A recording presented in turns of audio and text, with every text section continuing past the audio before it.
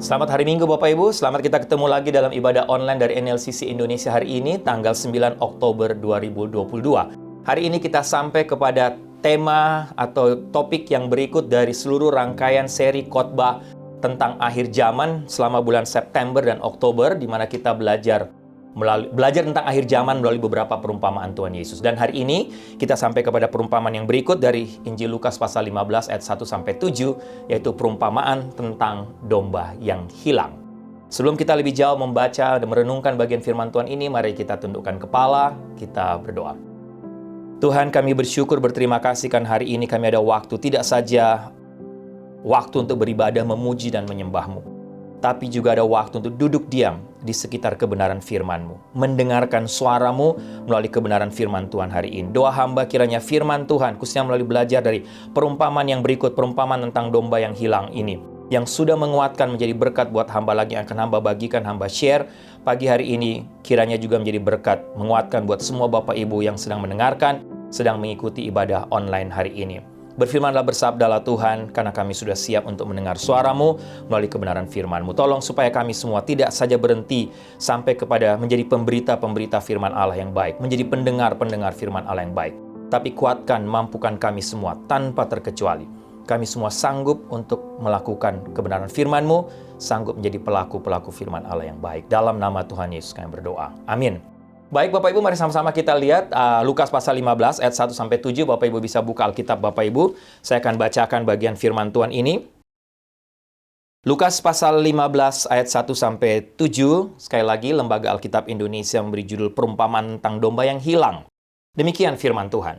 Para pemungut cukai dan orang-orang berdosa biasanya datang kepada Yesus untuk mendengarkan Dia.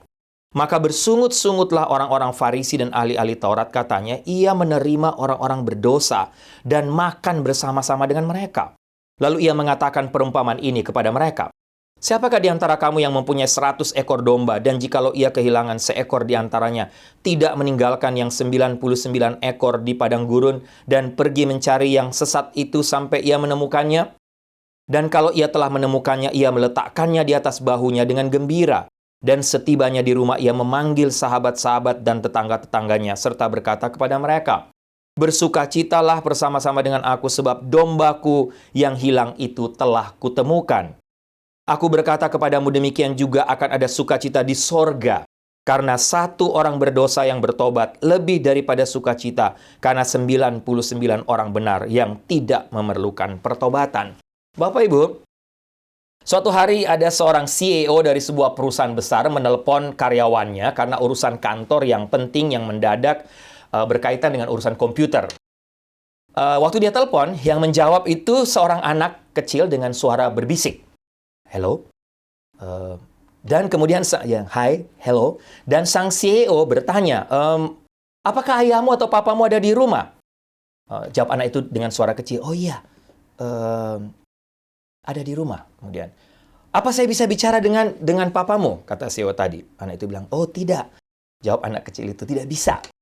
CEO itu kaget dan penasaran, kenapa tidak bisa bicara dengan papanya, dan dia terus bertanya, kalau begitu, apa mamamu atau ibumu ada di rumah? Anak kecil itu jawab, oh ya, dia juga ada di rumah. Apa saya bisa bicara dengan ibumu? Dia bilang, oh tidak bisa. Jawab anak kecil itu. CEO itu tambah penasaran, dia melanjutkan lagi bertanya, oh kalau begitu, apa ada orang lain di rumah kamu? Ada orang lain di situ yang saya bisa bicara? Dia bilang, iya ada, polisi, katanya gitu. Kalau gitu, apa saya bisa bicara dengan polisi? Anak ini bilang, tidak bisa, polisinya lagi sibuk. Jawab anak kecil, anak tadi. Hah, sibuk apa? Dia bilang, dia sedang sibuk bicara dengan ayah saya, dengan papa saya, dengan mama saya, juga dengan fireman. Dengan suara berbisik. Kemudian CEO itu memang mendengar ada suara rame, suara ribut, bising. Dia tambah penasaran. Dia bilang, hei, suara bising apa itu? Kemudian anak kecil, itu suara helikopter, katanya. Kemudian CEO itu lanjut lagi, hah? Kenapa bisa ada polisi, ada helikopter? Ada apa di situ? Ada apa di rumah kamu? Terus anak ini bilang, iya, soalnya tim pencari baru saja mendaratkan helikopternya di sini. Buat apa? Dia bilang, mereka cari saya, karena mereka pikir saya hilang. Jadi, Bapak Ibu, ini cerita lucu, tapi pernah nggak Bapak Ibu atau kita, Bapak Ibu yang dengar ini, panik karena mencari anak Bapak Ibu yang hilang? Aduh, saya sudah pernah cerita sama Bapak Ibu. Saya dan Ibu Sarah dulu waktu Devia masih kecil, paling sering hilang. Kalau kita kemana-mana, kita belanja dimanapun, kita ke toko, belanja toko buku, di mana saja. Pasti habis saya hilang atau hilang mata sedikit, dia hilang. Selalu kita cari Bapak Ibu di mana Devia, dia sudah ngobrol dengan tukang parkir, dia sudah ngomong dengan tukang beca, dia sudah ngomong dengan tukang minta-minta di depan toko. Bahkan satu kali, pernah Bapak Ibu hilang dan hampir karena mau lari dari kita, hampir masuk di lift sendirian Bapak Ibu.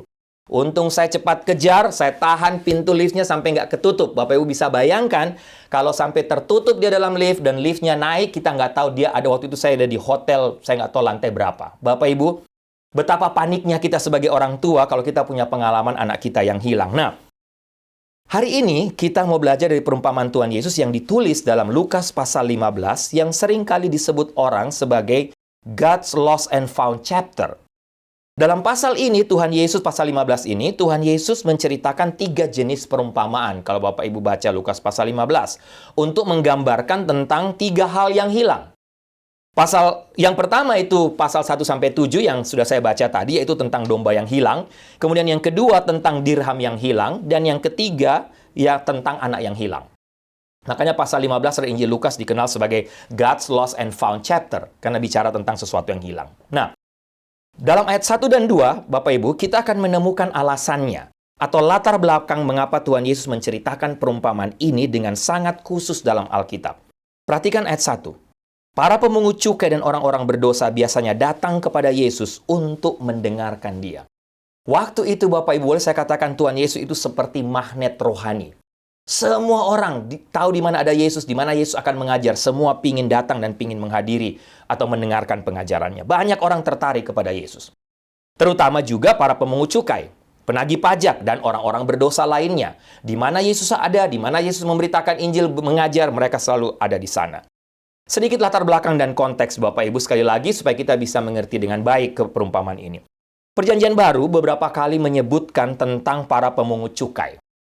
Ya, mungkin yang kalau Bapak Ibu paling dalam Alkitab yang paling terkenal tentang pemungut cukai yaitu yang namanya Sakeus. Bapak Ibu paling tahu ini cerita sekolah minggu dalam Injil Lukas pasal 19. Nah, Sakeus bersama para pemungut cukai lainnya adalah kelompok orang yang boleh dikatakan tidak populer pada waktu itu. Bukan hanya tidak populer, tapi paling tidak disukai, paling dibenci orang pada masa itu. Kenapa Bapak Ibu? Mereka tidak disukai banyak orang karena pekerjaan mereka. Mereka bekerja untuk pemerintah Romawi. Ya, yang kita kenal sekarang, kalau dalam masa sekarang, itulah petugas pajak atau penagih pajak. Itulah pemungut cukai pada waktu itu. Pekerjaan mereka adalah mengumpulkan uang dari para petani, tapi juga mengambil atau meminta lebih dari yang seharusnya dan masuk dalam kantong sendiri. Kita tahu penagih pajak biasanya begitu. Misalnya contoh harusnya $500, mereka tagih $750. $500 ke pemerintah, $250 masuk ke kantong sendiri. Bapak Ibu, sehingga banyak yang katakan ya pada zaman sekarang pun petugas-petugas pajak itu bisa cepat kaya Bapak Ibu karena banyak masuk dalam kantong sendiri. Itulah sebabnya sekali lagi kita balik kepada pemungut cukai tadi atau penagih pajak dalam masa Tuhan Yesus. Mereka dibenci banyak orang. Karena apa? Mereka sering berbohong. Berbohong, mencuri, berkhianat, membantu pemerintah Romawi dalam menindas orang Yahudi. Para pemimpin agama pada masa itu sangat tidak menyukai dan tidak mau melibatkan para pemungut cukai dalam kegiatan apapun dalam bait Allah.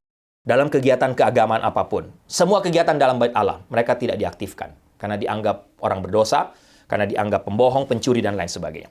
Bapak Ibu, kita lihat lagi ayat 1. Ya. Di situ dikatakan bahwa Yesus sangat terkenal di antara orang-orang berdosa. Garis bawahi. Kata berdosa di sini memang memiliki arti benar-benar berdosa. Dosa yang sesungguhnya ya.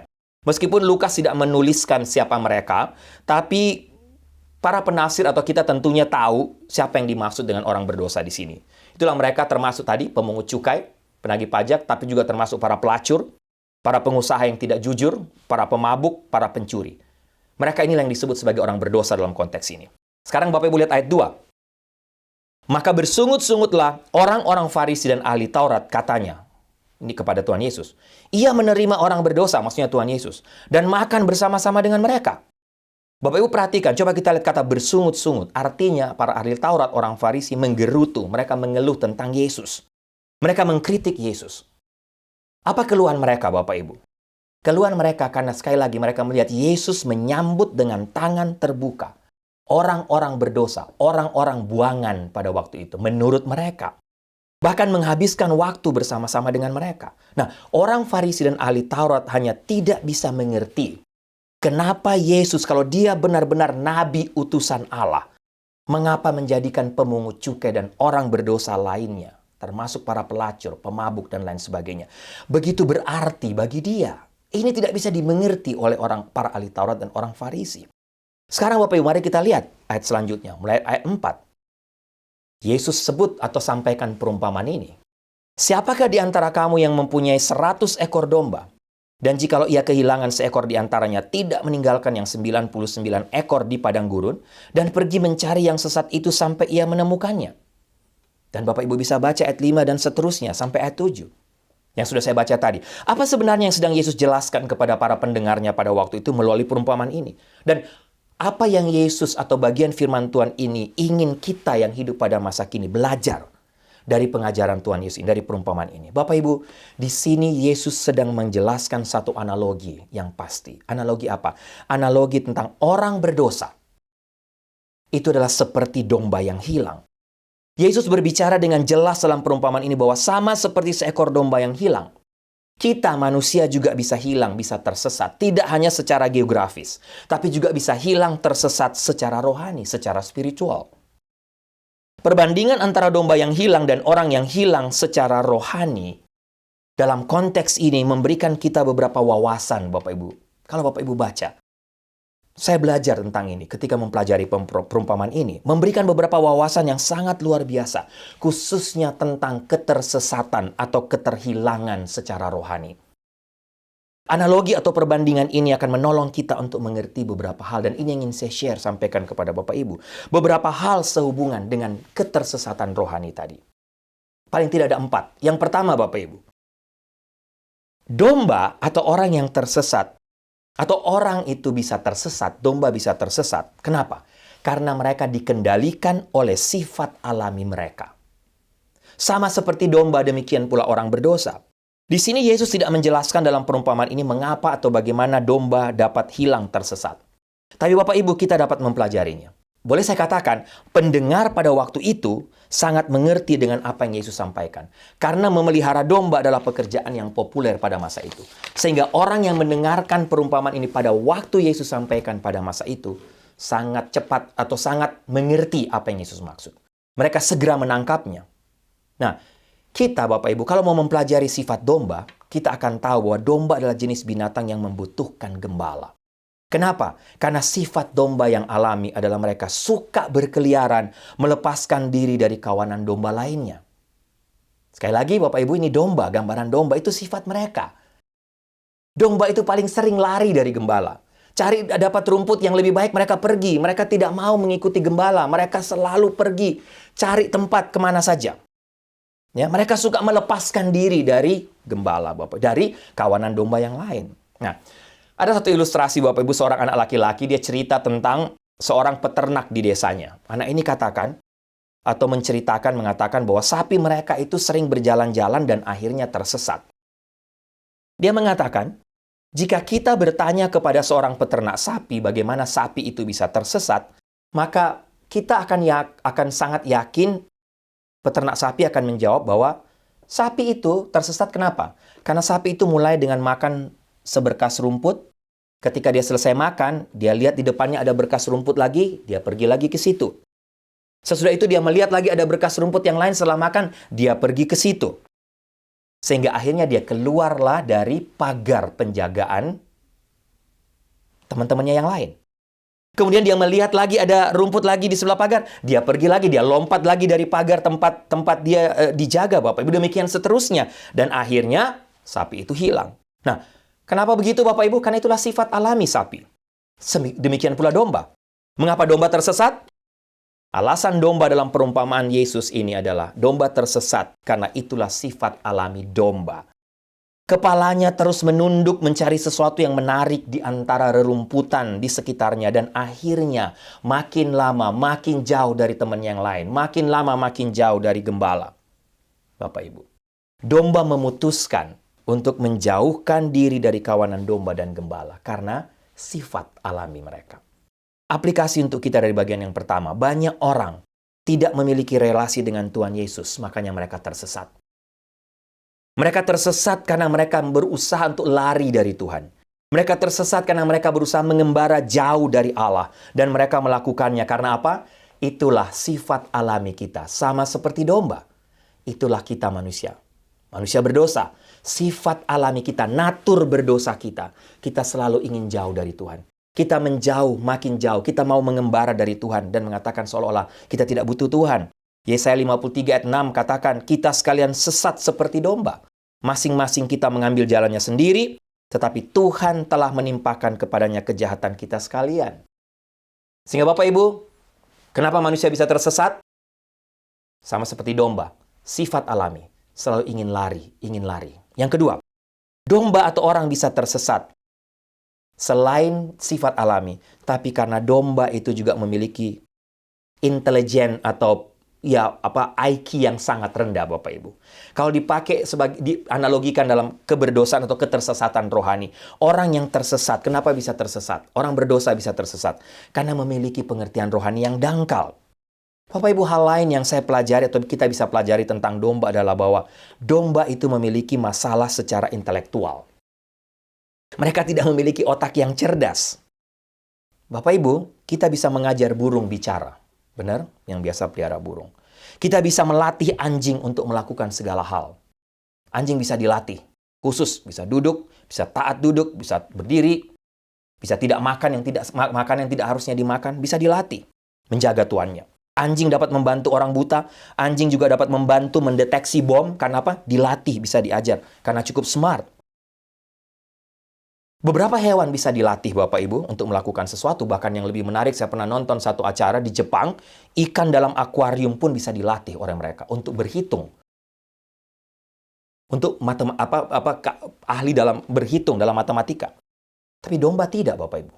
Domba tidak bisa diajar. Domba tidak bisa dilatih untuk melakukan sesuatu. Apapun. Kenapa? Karena memang bodoh. Karena memang IQ-nya, intelijensinya benar-benar rendah. IQ-nya benar-benar rendah, Bapak Ibu.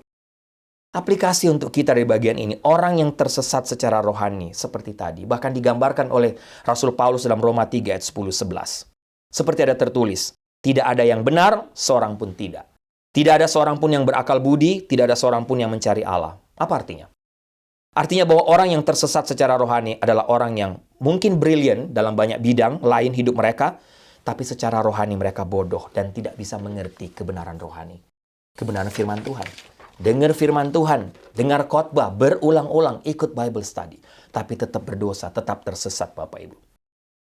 Mereka mungkin dapat menjelaskan bagaimana proses transplantasi jantung. Tapi benar-benar tidak tahu, tidak mengerti bagaimana membuat mereka untuk masuk dalam kerajaan sorga. Sebagai tujuan kekekalan. Bapak Ibu lihat berapa banyak orang pintar dalam dunia ini, tapi tetap tidak mau bertobat. Tidak mau percaya firman Tuhan, tidak percaya tentang kedatangan Tuhan yang kembali, tidak percaya tentang rapture dan lain sebagainya. Karena apa? Karena memang itulah kita manusia berdosa. Selain kita selalu pingin jauh, pingin lari dari Tuhan, tapi memang kita bodoh secara rohani. Bisa pintar dalam bidang lain. Tapi seperti domba, kita bodoh, makanya kita jatuh, kita tersesat Bapak Ibu. Yang ketiga, domba atau orang tersesat tidak mampu menyelamatkan diri sendiri. Atau dengan kata lain, seperti domba, orang berdosa, kenapa bisa tersesat? Karena memang tidak mampu menyelamatkan diri sendiri. Seperti domba. Ketika seekor domba hilang, bukan berarti dia hanya berbaring saja, Bapak Ibu. Tapi lebih kepada domba itu akan mati. Kenapa saya katakan domba yang tersesat, yang hilang akan mati? Karena domba yang hilang tidak bisa menemukan jalan kembali, Bapak Ibu.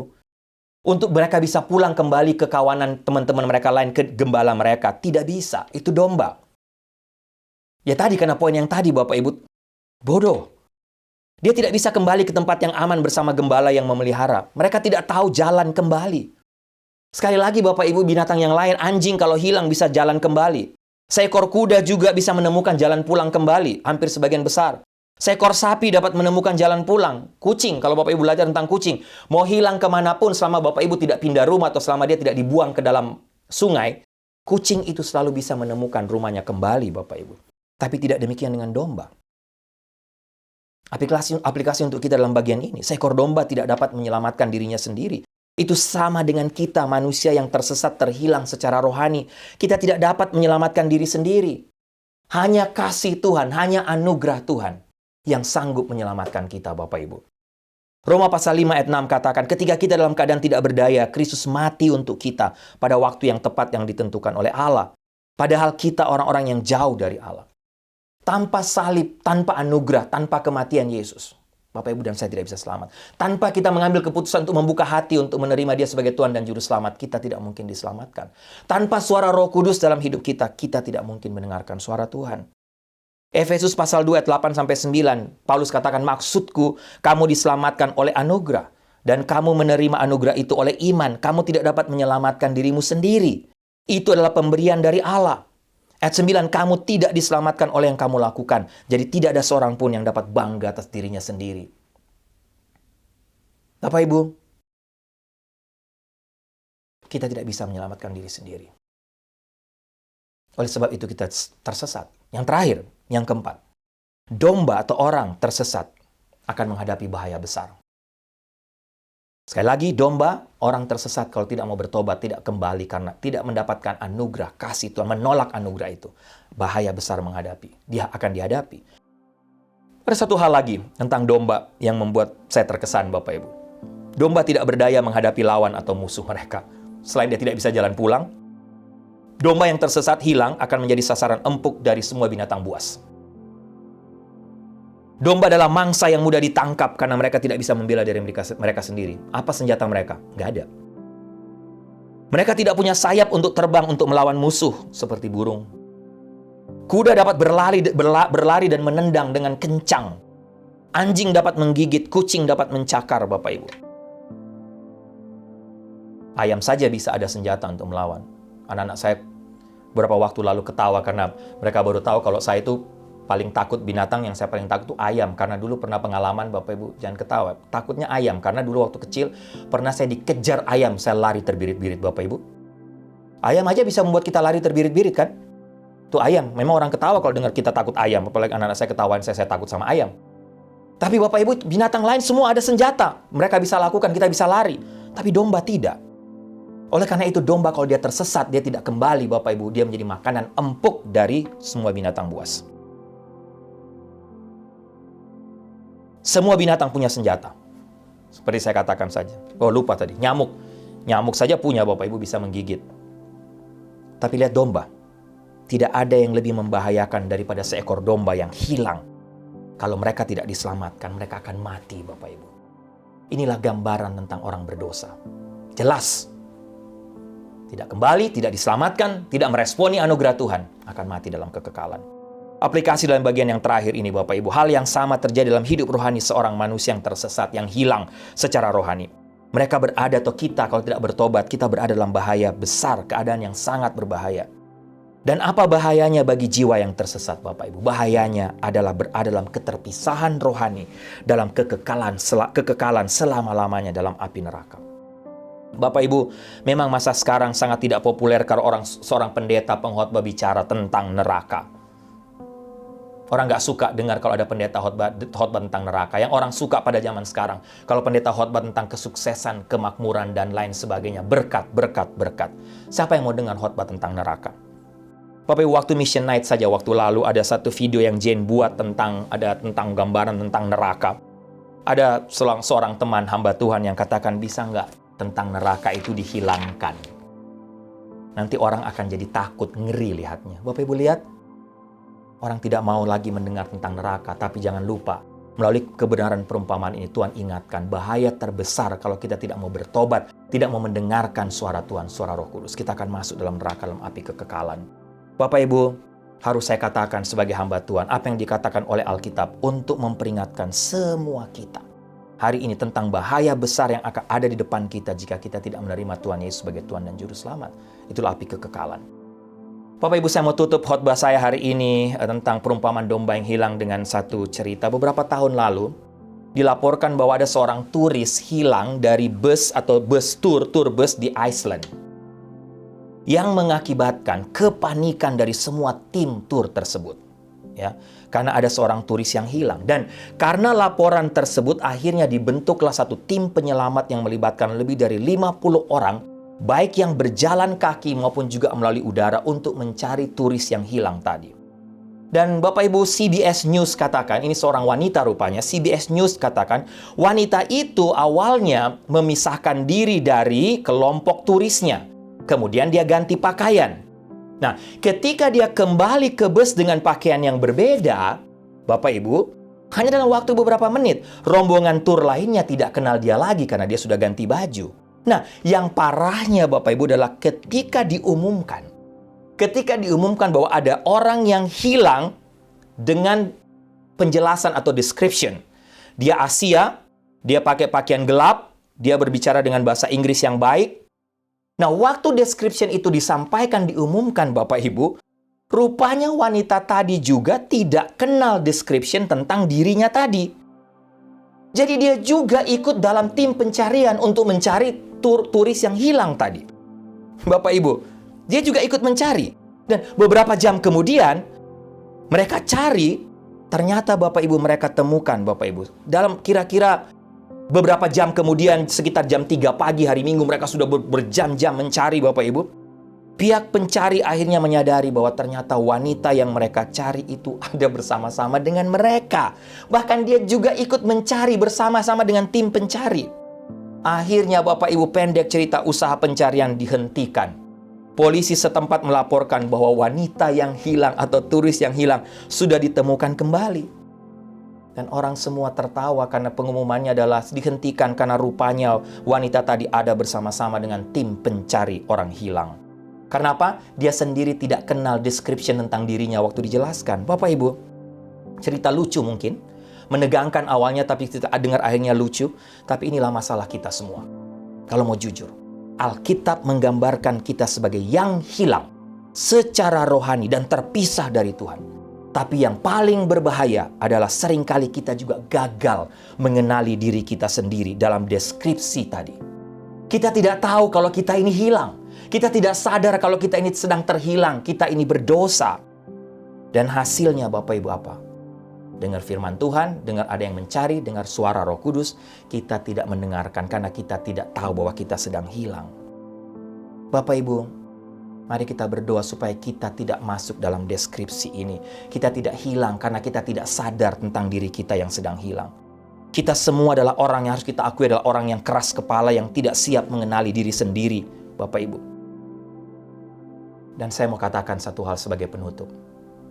Bagaimana caranya supaya kita bisa kembali dan kita bisa ditemukan kembali atau kita bisa akhirnya mendapatkan keselamatan? Tidak ada jalan lain, Bapak Ibu. Kita harus melihat dengan segala kerendahan hati. Mata rohani kita yang buta harus melihat cahaya keselamatan itu melalui spirit kerendahan hati. Kita harus menyadari siapa diri kita sendiri. Melalui mana? Melalui firman Tuhan, melalui membaca Alkitab, melalui hubungan kita dengan Tuhan. Sehingga ketika kita sadar, pencarian itu akan segera dibatalkan. Kenapa? Karena salah satu domba yang hilang telah ditemukan kembali. Sehingga Bapak Ibu, apapun bentuk keterhilangan dan ketersesatan kita hari ini, kalau belum bertobat sama sekali, masih berkubang hidup dalam dosa, belum pernah mengalami kelahiran kembali secara rohani, atau mungkin sudah lahir baru tapi saat ini sedang jauh dari Tuhan. Bapak Ibu, kiranya firman Tuhan ini berbicara, Roh Kudus berbicara melalui kebenaran firman Tuhan kepada kita semua. Kembalilah kepada Tuhan. Jangan keraskan hati. Amin. Mari kita tundukkan kepala, kita berdoa. Tuhan, terima kasih untuk kebenaran firman-Mu yang mungkin hamba sampaikan secara sederhana atau firman Tuhan yang sudah sering kami dengar tentang domba yang hilang. Tapi hamba berdoa melalui kebenaran firman Tuhan hari ini. Sekali lagi Tuhan, kalau Engkau masih berkehendak, melalui suara-Mu, melalui Roh Kudus, Kau bicaralah kepada tiap-tiap kami, siapapun kami yang sedang mendengarkan kebenaran firman Tuhan ini. Apalagi kalau kami sedang berada dalam ketersesatan secara rohani, kami hilang, kami jauh dari Tuhan. Tuhan, bawalah kami kembali. Jangan sampai kami mengeraskan hati atau jangan sampai kami tidak sadar siapa diri kami. Karena kalau kami sampai kepada titik itu, kami tidak tahu dan tidak sadar bahwa kami hilang. Kami tidak mungkin kembali, kami tidak mungkin ditemukan kembali. Tapi Tuhan, kiranya melalui kebenaran firman Tuhan ini, kami semua dapat melembutkan hati dengan segala kerendahan hati, melihat cahaya keselamatan dari Engkau. Sehingga kami pun bisa mendapatkan keselamatan, bisa mendapatkan hidup kekal. Karena Engkau menemukan kami kembali. dengan kasih-Mu dan kami menjawab panggilan-Mu. Terima kasih untuk firman-Mu. Dalam nama Tuhan Yesus kami berdoa. Amin.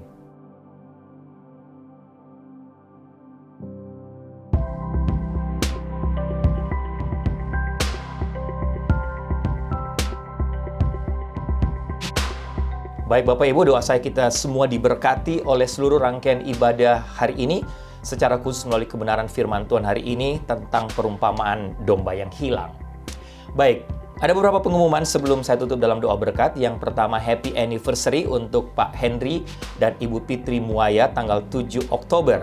Tuhan berkati rumah tangga kalian, kita bersyukur karena Tuhan berkati kalian dengan begitu luar biasa. Tuhan berkati dengan 2 anak, Aim dan Inoh, dan doa saya, keluarga Henry dan Fitri terus menjadi kesaksian bagi banyak orang. Melalui hubungan cinta kasih kalian, jadi berkat buat anak-anak, buat seluruh keluarga, bahkan bagi banyak orang juga menjadi berkat bagi banyak keluarga. Yang berikut, selamat ulang tahun untuk Ibu Lydia Lim, tanggal 8 Oktober, ulang tahun ke-80. Wow, begitu luar biasa. Tuhan memberkati Bu Lydia dengan umur panjang. Kiranya di hari ulang tahun yang ke-80 ini, Bu Lydia kembali mengingat tiap berkat Tuhan, anugerah Tuhan, kasih Tuhan yang begitu luar biasa dalam hidup Bu Lydia. Dan bertambah usia, tentunya makin mencintai Tuhan, mengasihi Tuhan, dan terus menjadi kesaksian. Melalui hidup Bu Lydia bisa menjadi berkat bagi banyak orang. Yang berikut, Bapak Ibu, mohon maaf, saya dan Ibu Sarah dan seluruh tim memutuskan untuk mempospon atau meniadakan retreat pada bulan Oktober yang sudah kita rencanakan tanggal 14 sampai 16 Oktober. Karena sesuatu dan lain hal, kita putuskan untuk kita pospon sampai tahun depan. Bapak Ibu minta maaf sekali lagi, tapi Bapak Ibu doakan supaya retreat bisa diadakan tahun depan dan kita bisa mempersiapkannya dengan lebih matang, lebih baik, sehingga melalui retreat yang akan kita adakan nanti, kita semua sekali lagi diberkati oleh Tuhan. Jemaat yang kekasih, tundukkanlah kepalamu, arahkanlah hatimu kepada Tuhan, dan terimalah berkat Tuhan. Anugerah keselamatan dari Tuhan Yesus Kristus, kasih sayang yang tidak berkesudahan dari Allah Bapa, serta penyertaan dari Roh-Nya yang kudus, kiranya menyertai engkau sekalian, mulai hari ini sampai Maranatha Tuhan Yesus datang kembali. Haleluya. Amin.